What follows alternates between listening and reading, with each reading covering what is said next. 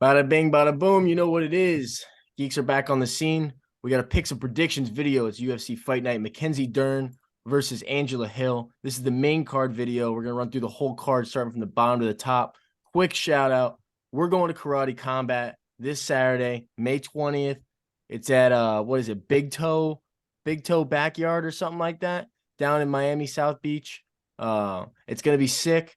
Catch us there. We're going to be doing interviews, the whole nine. Link up with us. We're going to be getting lit. We got a vlog coming. Get ready. Let's get into this video. First fight of the main card. Who doesn't love seeing the kid? Michael Johnson, a.k.a. Hands Team 6. The corporate leader. 21-18. Record absolutely, just don't think about it too much. This guy's got fucking hands. All right. In this matchup, he's facing Diego Ferreira, who 17-5, he's a stallion. I mean, he's a vet, he's good, he's coming off some bad losses or whatever it is, but this guy can really grapple. The real question of this fight is going to be, can he get it to the ground? Because on the feet, Johnson has got combos, like I said already 4 times in this video. He has got hands. And I'm just going to keep it simple. I think he does keep it on the feet, or even if he can't, I think he's going to be good enough to survive the first couple rounds. His hands hold power. So I'm going to take Michael Johnson by like a late knockout here. I like a late knockout. Maybe MJ3, round 3 KO. What you got, Front Kick?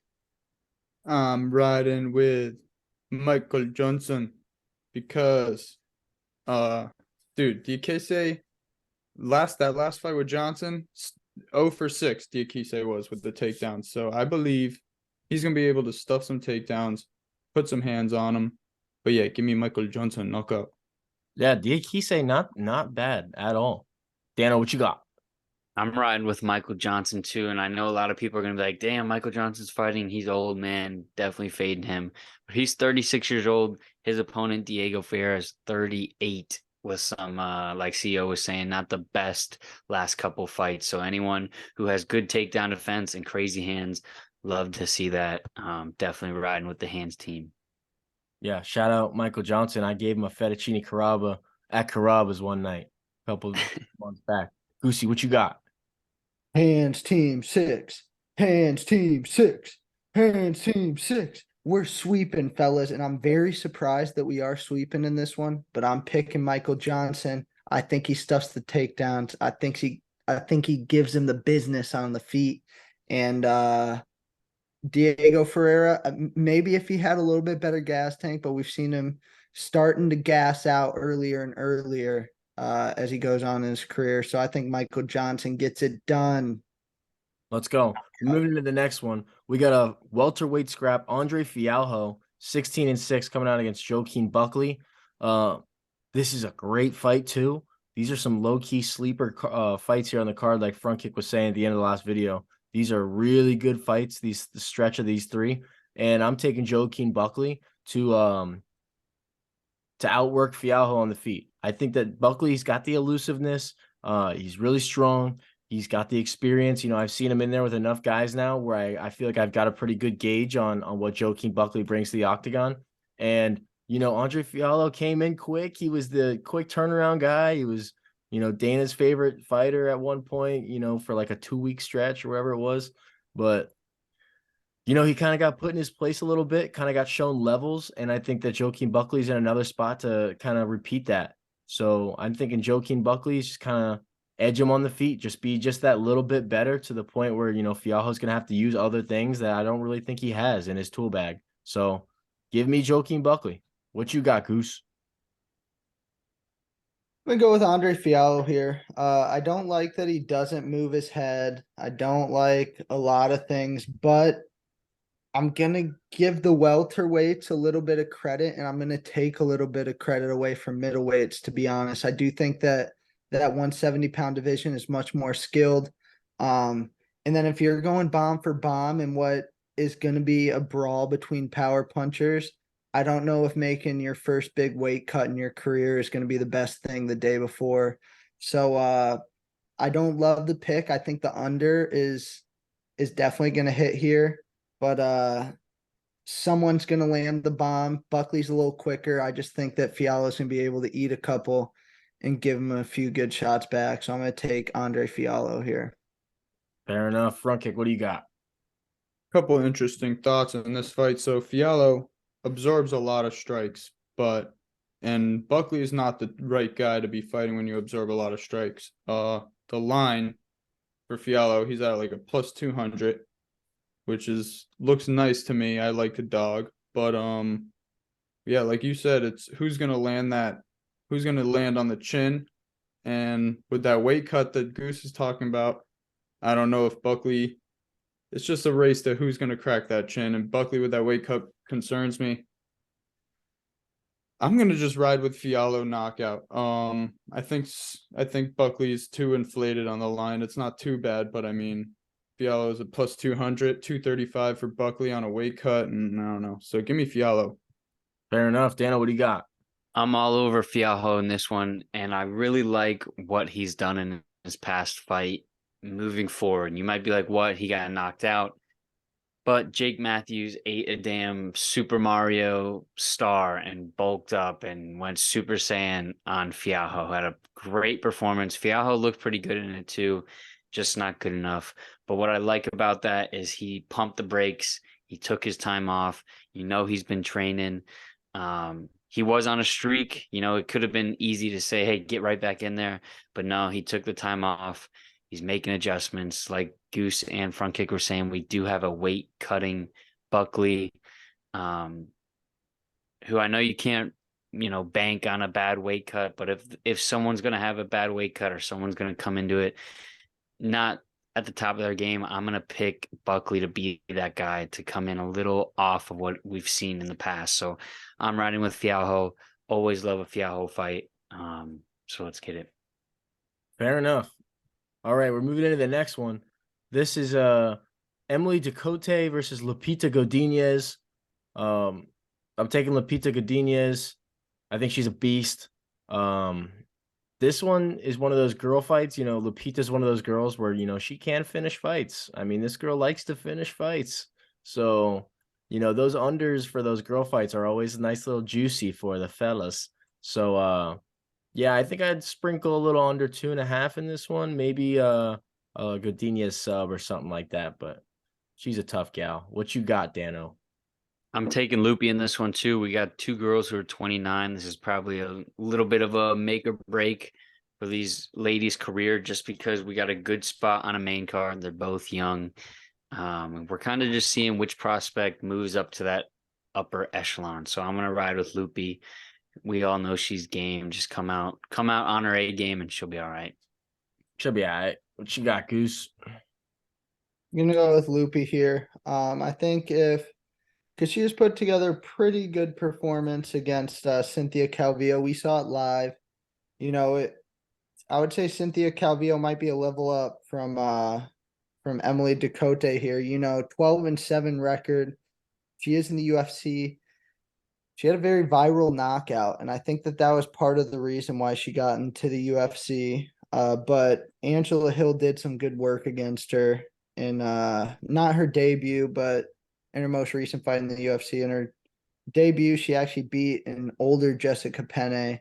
I think Lupita Godinez is going to be levels above that. And like I said, 12-7, even though she has been looking better to this point in her career, she definitely has holes in the game. And I think Lupita Godinez definitely going to be able to hold her own on the feet, but once she starts really grinding into that cardio, getting the fight to the ground, it's going to be a tough night for Ducote here. Fair enough. Front kick, what you got? Yeah, this fight is Angela Hill's daughters are gonna face up against each other. But in my thinking in this fight, I think Lupita lost better to Angela. So I'm riding Loopy. I think she takes Ducote's 100% takedown defense away. And Ducote has a negative strike differential. She gets hit about 8 times per minute. So give me Loopy. Hell yeah, riding Loopy. We're moving into the next one. We got Edmund Shabazian versus Anthony Hernandez. Edmund's 12-3. Hernandez is 10-2. This one's interesting. Well, we only have a minute left. But This one's interesting because Edmund Shabazian is getting slept on heavily. I mean, everyone thinks that, Anthony Hernandez is going to bring that chain wrestling and just kind of suffocate him, kind of, the exact way that he's been suffocated.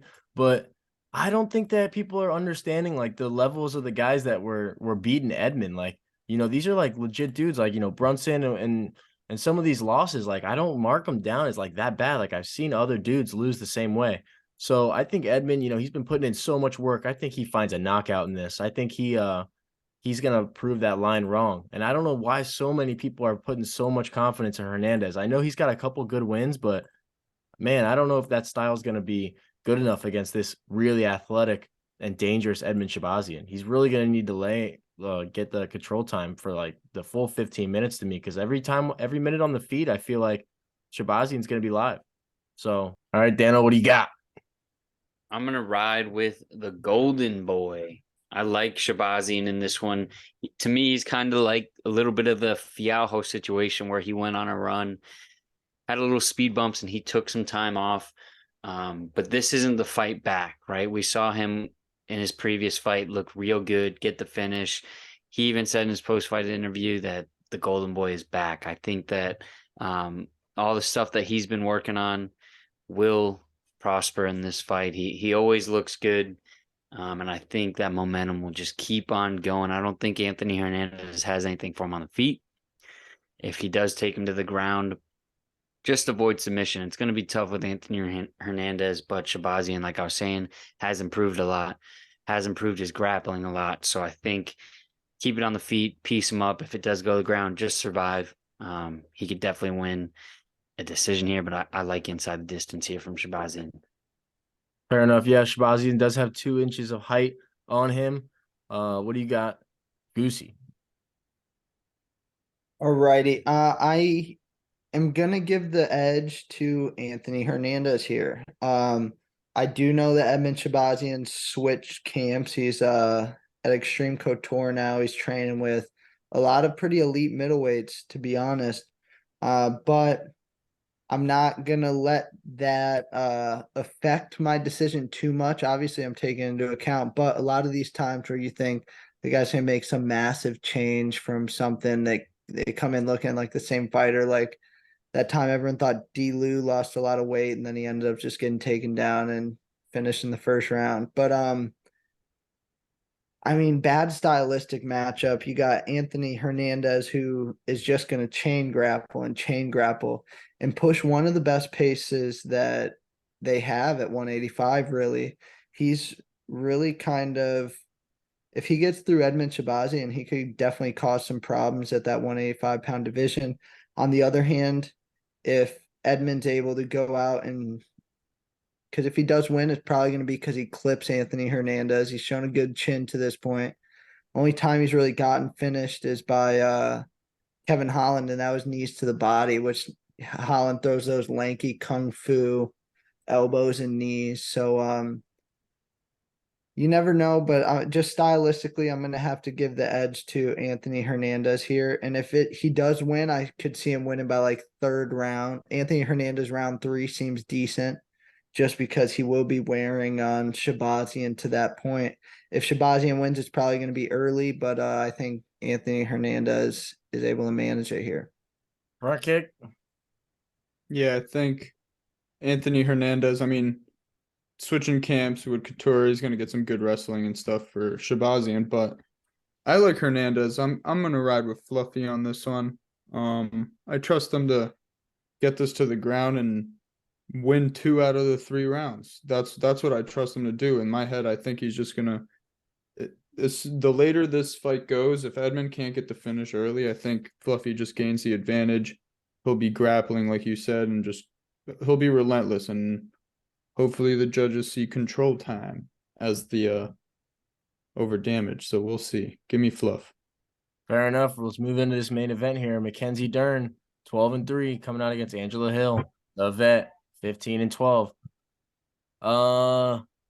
Dude, I mean, Angela Hill in 5 rounds is kind of a super threat. I mean, her cardio is kind of crazy, and her output is kind of crazier.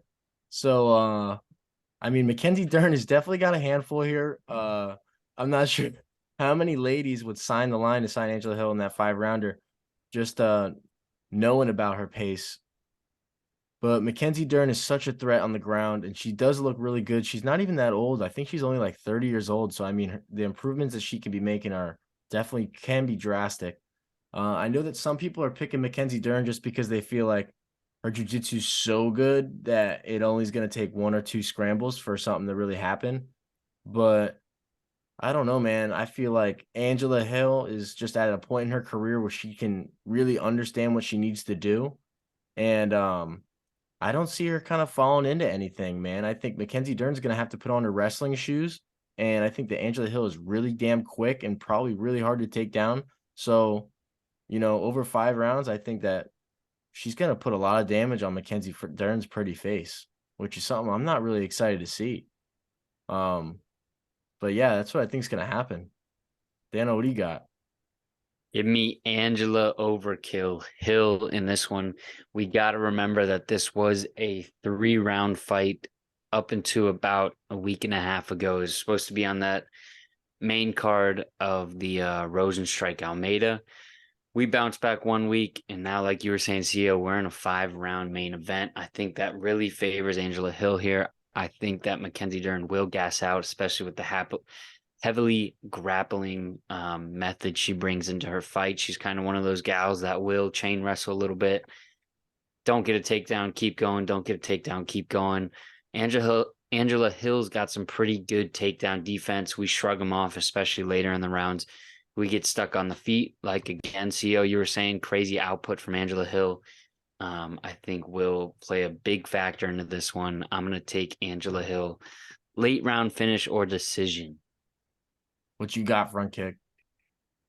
Yeah, as much as it pains me to say, I would love Mackenzie to get the win in this, but I think Angela Overkill Hill gets a nice little decision slabber knocker to top the night off. So but yeah, there's some sharks putting some money on Angela. So I see some money coming towards Angela. So that scares me a little too. Give me Angela. Decision.